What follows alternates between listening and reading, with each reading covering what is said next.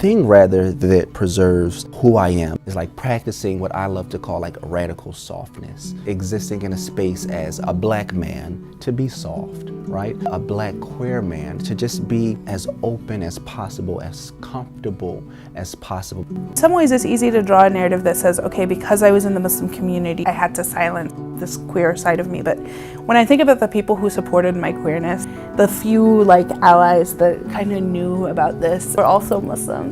I just started talking more about my experience and reclaiming my blackness and my blackness being connected to my queerness, and then also my chronic illness, not as it was separate from me, but as it was a part of me.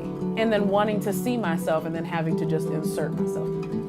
It's how to be siblings, right? Not just allies, but these are your siblings, and there are policy and laws that does not support your sibling. So how can you be an ally and actually support getting policies that uplift and are intentional to creating spaces where trans folks can actually be?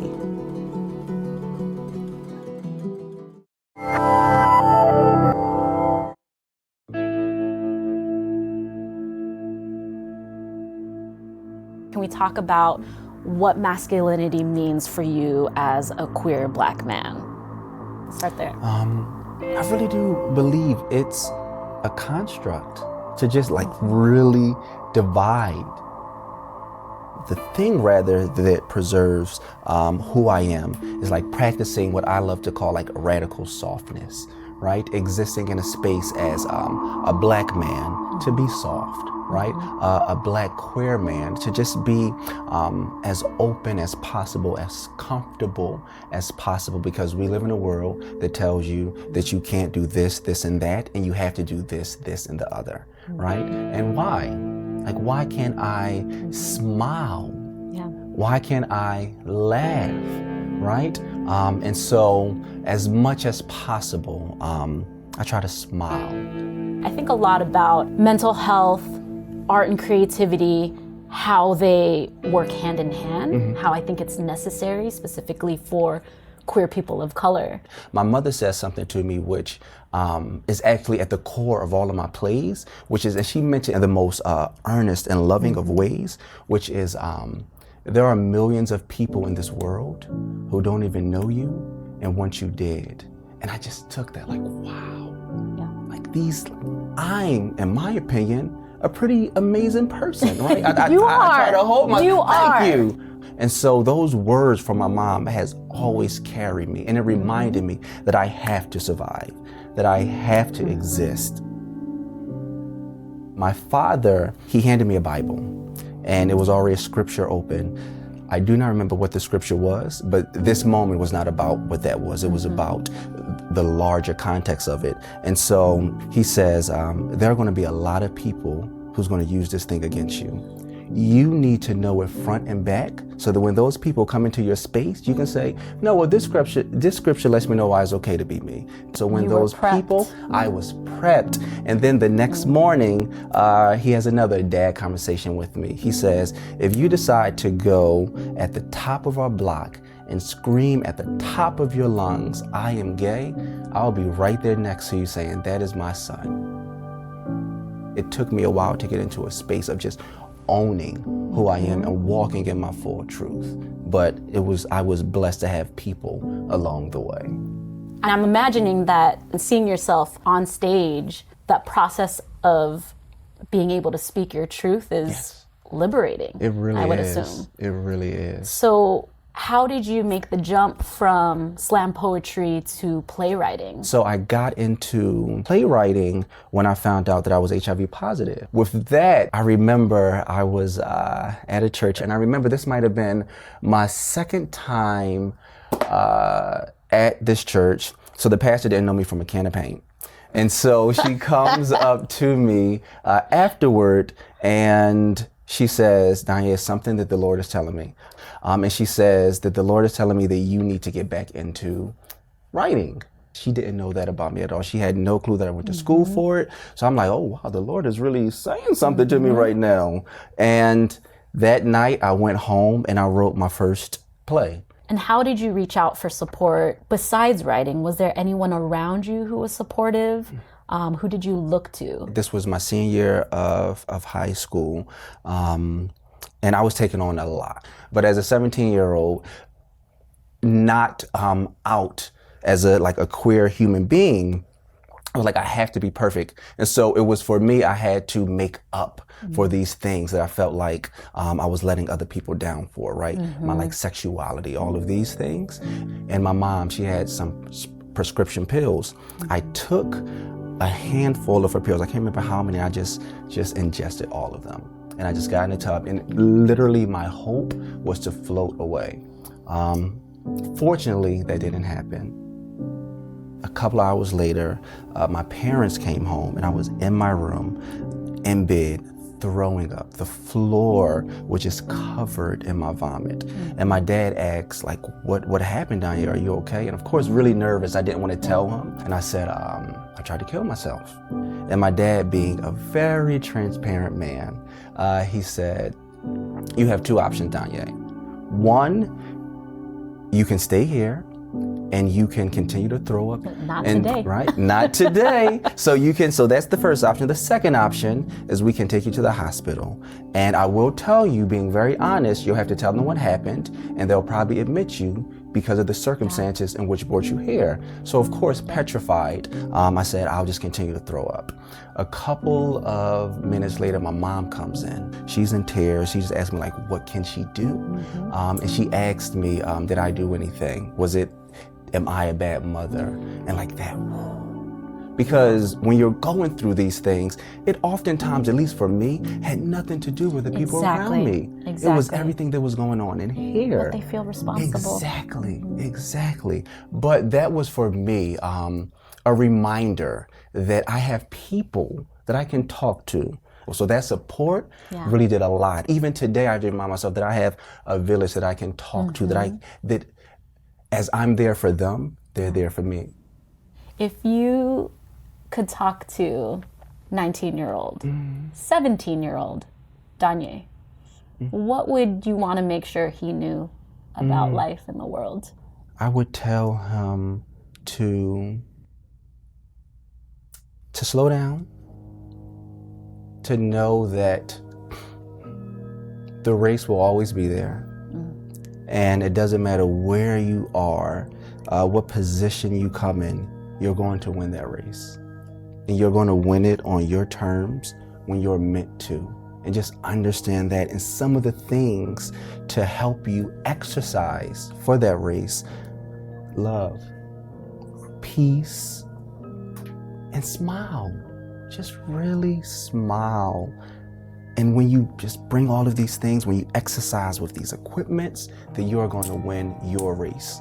Because this is the only race that you're going to be on. And if you practice these 3 things, you're going to be in this race for the long haul. Yes.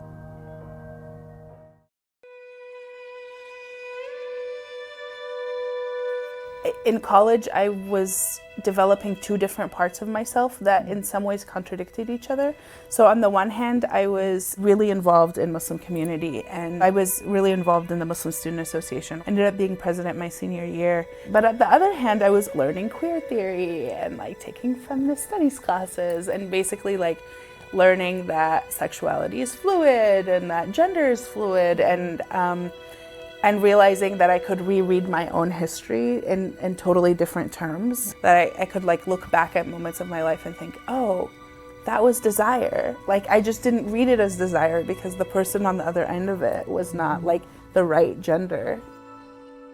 For me in college, it was a time to explore not only myself, but I was just like, oh, I can do whatever I want, like in a lot of ways. So what was that formation like for you? It took me a long time to realize that there were a lot of different versions of Islam, that the one I grew up with wasn't the only one that's valid and legitimate. I grew up basically going to the mosque a few times a week. It was a second home to me, you know. And so there was this sort of like transformation brewing. But on the other hand, I was really committed to my Muslim identity, and I was really involved in Muslim community. Yeah. Tell me a little bit about that practice growing up. In my household, Islam was the framework for everything. You know, it was sort of like It was the moral compass, but it was also the spiritual center, and it was also the community center. And so everything kind of revolved around it. So lots of, praying and reading Quran together and these types of things. It was a beautiful community, really, lots of people from different places just coming together around the faith.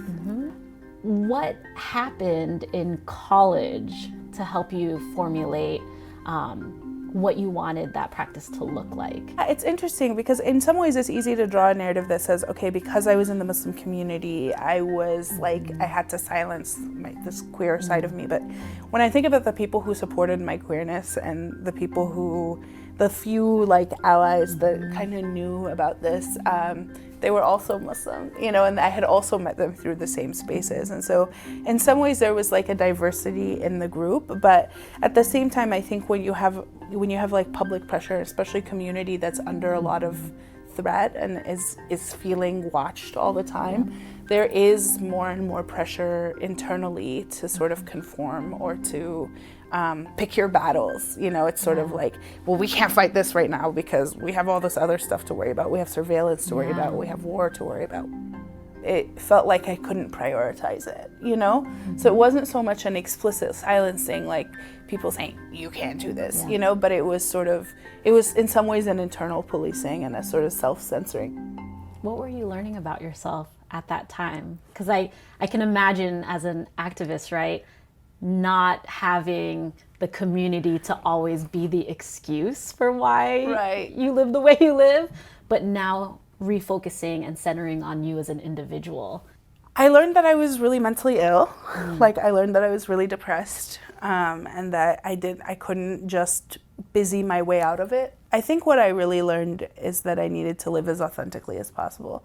I think, in this time period, I realized I just had two different selves, and I needed to come to a moment where I wasn't lying to people on a regular basis, where my day-to-day life, at some point I was living with folks who were pretty strict, practicing Muslims, but then not really living that lifestyle, going out and having a drink or, going on a date, or sometimes literally, I wore hijab also, and I didn't feel comfortable in it, didn't feel like I felt like it gave the world signals about who I was that weren't true anymore.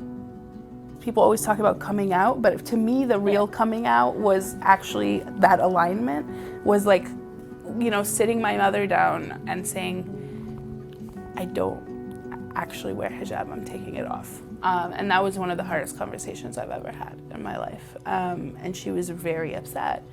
But she came around. So I think alignment is about telling people the truth and then showing up as they struggle with it, and that's really been my experience with my family. It's not just my mom or my family who thought I was going to be someone that I didn't turn out to be, because I thought that too. And I had to let go of that image before I could convince other people to let go of it. Exactly. The thing that's closest to my heart and that's closest to community is just community building among queer Muslims in the city. For a lot of us, this is a space that's not just about activism, but it's really about community and chosen family. And that takes a lot of hard work. Black girls are not told to be anything other than present. So once you start speaking, and then I'm speaking and I'm taking my shirt off and I'm saying I'm not here for you. It's like, what? And there's pushback to that too. Yeah. And there's only a little bit of pushback because I think people are afraid to say mean things to a breast cancer survivor. But sometimes they do, and that hits hard. It's more than criticism. I think criticism, it's anti-blackness. It's not criticism. It's a resistance to see someone standing in their truth and resisting systems of oppression. Tell me a little bit about why you've been so visible lately. I was diagnosed with bilateral breast cancer in 2014. Okay. And through that process, I got more I guess, aware of where my Blackness was missing. Okay. At the time, I was 4 months away from getting married to a white woman. Okay. And we had been together for like 7 years. Okay. Everything seemed dandy and fine. And then I was diagnosed. We went through this whole breast cancer experience together, chemo and double mastectomy. And there was one moment I said, I want to go to Cleveland and protest Tamir Rice. Tamir Rice had just been killed. Yeah. And she said, why are you so angry about this? And that was alarming to me. Okay. Where I was like, wow. And then it was almost like I woke up from a coma and I realized all of the little like microaggressions that she had said. Built over and time. that had, right. And almost like I had married whiteness. Like I could see that I did that as a way to feel good about me. And then when I was diagnosed, I started seeing it even more, even within like having a chronic illness. Yeah. Going to the doctor and the doctor not having any pictures of Black women with double mastectomy scars. Wow. It took her 2 weeks to find one image. So and she only had one after 2 weeks. Just one, 2 weeks. Okay, that's horrifying. Right. Yeah. Just a basic Google search of double mastectomy, and it was all white people. I'm feeling like the world wasn't created for me. Okay. Like it's not interested in my survival. And I just started talking more about my experience. Yeah. And reclaiming my Blackness and my Blackness being connected to my queerness. Okay. And then also my chronic illness, not as it was separate from me, but as it was a part of me. Yeah. And then wanting to see myself and then having to just insert myself. All of these factors play into how a doctor, somebody who we are supposed to trust, somebody who has essentially been ordained, like for lack of a better word, to like take care of folks. Like these things play into why a doctor can have a whole job where you have to see a multitude of people and you don't know how to treat all of them. Comfortably, like navigating that space comfortably. It's a system, like any other system. And it's a harsh reality to learn that as a patient. Yeah. And it was really hard for me to learn that. What was it like in Maryland, being a young, Black, queer person? Relatively, would say like middle to upper class upbringing, living in the suburbs, running around like hair everywhere with no complaints in the world until someone was like, why's your hair not fall down? Ooh. Why does your nose look like that? Why are your lips like that? And then I started thinking like, oh, wait a minute. You do look different from me. Like, why does your hair flow in the wind or without any sort of like effort is moved all the way over there? Well, I do tell people that when I was a little girl, I used to stick my head out the window so my hair would blow. Because I wanted it to move. And my mom would be putting my hair, in like pigtails and all the different sections. But I would take it out and put my head out the window whenever we were driving. I would close my lips like this so it would be like thin, because I was like, why are my lips so big? Like I should keep my mouth like that so people won't see it or people won't talk about it. Yeah. Something that I think about in terms of Black people all the time is that ain't nobody gonna save us. Even within the Black community, there's still these great separations. Like, what do you feel like Black people, specifically Black femmes, queer folk, women, like need to do to have our backs, because we know that we're the only ones that do?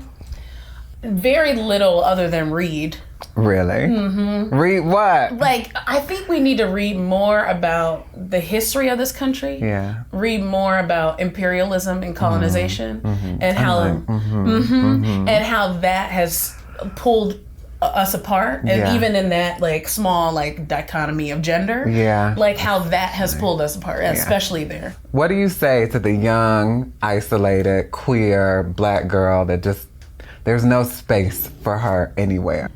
What you believe about yourself and about what you feel is valid and affirmed, and what you see in the mirror, you don't have to see it as like beautiful or ugly or imperfect or perfect or any of those things, but just see you and affirm what you see. It doesn't need to come with a bunch of other stuff, because I think it just adds to it. But whatever you're believing to be true in the spaces where you are, I affirm it. Like every even when you don't affirm it. Like even when you're like, did that happen? Yes, it happened. Was it anti-black? Yes. Go with it. Lean Did into somebody it. just say I was beautiful? Yes, and believe them. And kind of run with. That's what I would say to that person. Thank you, Erica. I knew that there was something different from what other people were saying I was. So oftentimes folks were like telling me what sexuality I should be. So I was living through their truth. For example, like mom was like, yeah, you're gonna find a good girl, you're gonna get married and all this stuff. I'm like, okay, yeah, that doesn't resonate with me. So did you initially come out as gay first? I would say yes, and only because that's what folks were telling me, because I was very feminine. I carried myself that folks were like, oh, you're definitely gay. I'm like, oh, okay. But I knew I was attracted to guys. I'm like, well, then maybe that's it. If folks are saying, this is how you identify and this is who you are, and I'm attracted to a specific gender, then yeah. And at the time I dated girls just to be like, oh, I'm gonna date girls so everyone can get off my back, but and that wasn't my truth. That was like trying to please other folks. It wasn't literally until college where I was able to like just peel off the mask of trying to pretend to be other folks and make other folks happy. And how was it coming out to your family and friends as gay initially? At 17, I will never forget this day. I was literally at the computer and I was watching the ballroom scene videos. So I was watching it. I was like, okay, you know what? I'm gonna do it. I'm gonna tell my mom. I'm gonna come out. This is my coming out story. So I'm like, Mom, there's something different. I'm gay. This is the hardest thing I have to tell you. So she was like, and she just sat and she just stared and she sat. She's like, okay, that's it.